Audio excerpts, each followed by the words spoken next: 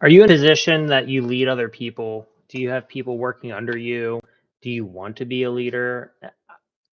I think these are things that we all aspire to be, especially those of us who have aspirational goals to either work within their system or jump other systems in which they can be leaders. So there's 10 things that you ought to avoid doing because if you do, there's a high likelihood that your constituents won't really like working for you. So I found this resource here. It's from Eric Partaker. He goes, most leaders I know have made these mistakes, including me multiple times. I like how he addresses that. These are things all of us make, but as you become a leader, it's good to address these things as you move through leadership. He's been in business for 20 years. Here are things that he finds is extremely beneficial to correct. So it's top 10 leadership mistakes and how CEOs can avoid them. Over controlling your team, micromanaging kills trust and momentum.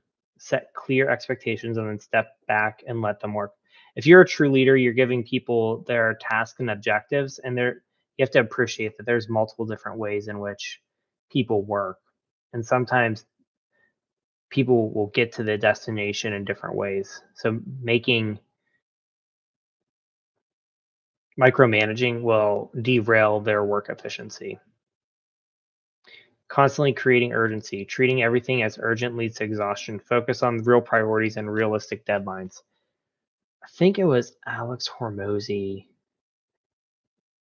I think it was him. He has this idea of like, what's the one thing you're working on, and he'll tell his employees that. And it might not have been him, but regardless, you want to understand how people are working, and you don't want to give them different tasks before they finish the other one, because then people won't have the ability to think that you're serious about the things you want to do. Or if everything has such a high sense of urgency, quality will diminish. Your team needs space to think deeply and deliver quality work. So true.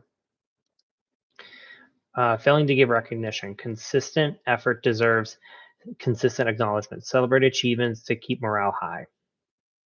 I mean, it's always good to even have a recognition day. Like maybe Thursday is a good day to highlight one person who has done well. Make recognition a daily, well, he says a daily habit, not a yearly event. I mean, on a regular cadence, it would be important to value your employees.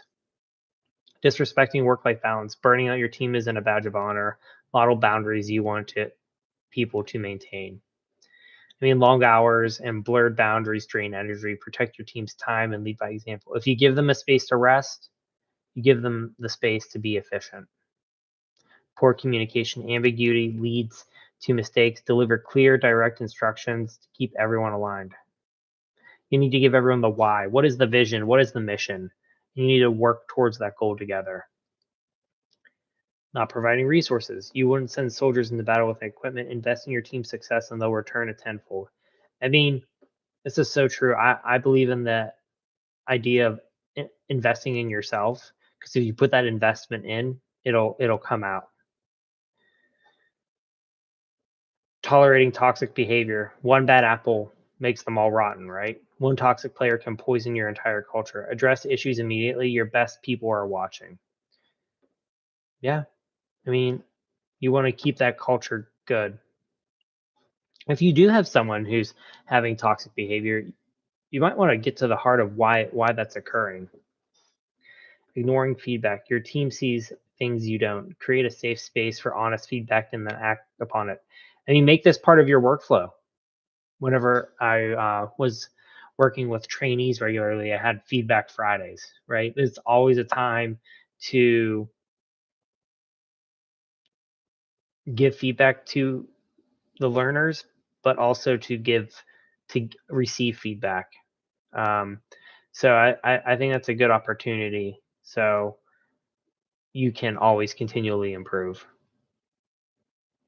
I like to ask, how can I help you succeed?